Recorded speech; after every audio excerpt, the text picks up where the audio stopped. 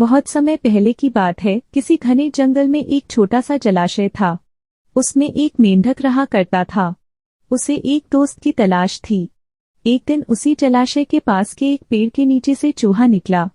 चूहे ने मेंढक को दुखी देखकर उससे पूछा, दोस्त क्या बात है, तुम बहुत उदास लग रहे हो। मेंढक ने कहा, मेरा कोई दोस्त नहीं है जिससे मैं ढेर सारी बातें कर सकूं, अपना सुख दुख बताऊं। इतना सुनते ही चूहे ने उछलते हुए जवाब दिया, अरे आज से तुम मुझे अपना दोस्त समझो, मैं तुम्हारे साथ हर वक्त रहूंगा। इतना सुनते ही मेंढक बेहद खुश हुआ। दोस्ती होते ही दोनों घंटों एक दूसरे से बातें करने लगे।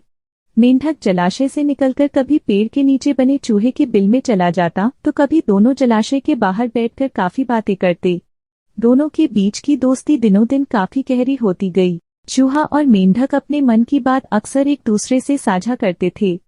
होते होते मेंढक के मन में हुआ कि मैं तो अक्सर चूहे के बिल में उससे बातें करने जाता हूँ, लेकिन चूहा मेरे जलाशय में कभी नहीं आता। ये सोचते सोचते चूहे को पानी में लाने की मेंढक को एक तरकीब सूझी। चालाक मेंढक ने चूहे से कहा, दोस्त हमारी मित्रता बहुत गहरी हो गई है। अब हमें कुछ ऐसा करना चाहिए जिससे एक दूसरों की याद आते ही हमें आभास हो जाए। चूहे ने हामी भरते हुए कहा, हाँ जरूर, लेकिन हम ऐसा करेंगे क्या? दुष्ट मेंढक फटाक से बोला, एक रस्सी से तुम्हारी पूंछ और मेरा एक बार पैर बांध दिया जाए तो जैसे ही हमें एक दूसरे की याद आएगी तो हम उसे खींच लेंगे, जिससे हमें पता चल जाएगा। चूहे को मेंढक के छल का जरा भी अंदाजा नहीं था, इसलिए भोला चूहा एकदम इसके लिए राजी हो गया। मेंढक ने जल्दी जल्दी अपने पैर और चूहे की पूंछ को बांध दिया। इसके बाद मेंढक ने एकदम पानी में छलांग लगा ली। मेंढक खुश था क्योंकि उसकी तरकीब काम कर गई। वहीं जमीन पर रहने वाले चूहे की पानी में हालत खराब हो गई। कुछ देर छटपटाने के बाद चूहा मर गया। बाज आसमान में उड़ते हुए यह सब रहा था। उसने जैसे ही पानी में चूहे को तैरते हुए देखा तो बाज तुरंत उसे मुंह में दबाकर उड़ गया। दुष्ट मेंढक भी चूहे से बंधा हुआ था, इसलिए वो भी बाज के चंगुल में फंस गया। मेंढक को पहले तो समझ ही नहीं आया कि हुआ क्या।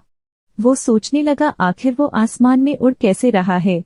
जैसे ही उसने ऊपर देखा तो बाज को देखकर वो सहम गया। वो भगवान से अपनी जान की भीख मांगने लगा, लेकिन चूहे के साथ साथ बाज उसे भी खा गया।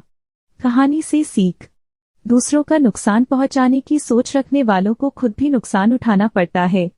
जो जैसा करता है वो वैसा ही भरता है। इसलिए बच्चों, दुष्ट लोगों से दोस्ती नहीं करनी चाहिए और हर किसी की हाँ में हाँ नहीं मिलानी चाहिए, बल्कि अपनी बुद्धि का भी प्रयोग करना चाहिए। कहानी अच्छी लगी हो तो वीडियो को लाइक करें, शेयर करें, कमेंट करें और हमारी कहानी आप तक पहुंचे इसलिए चैनल को सब्सक्राइब करें और बेल आइकन को दबाना ना भूलें। कहानी को सुनने के लिए धन्यवाद।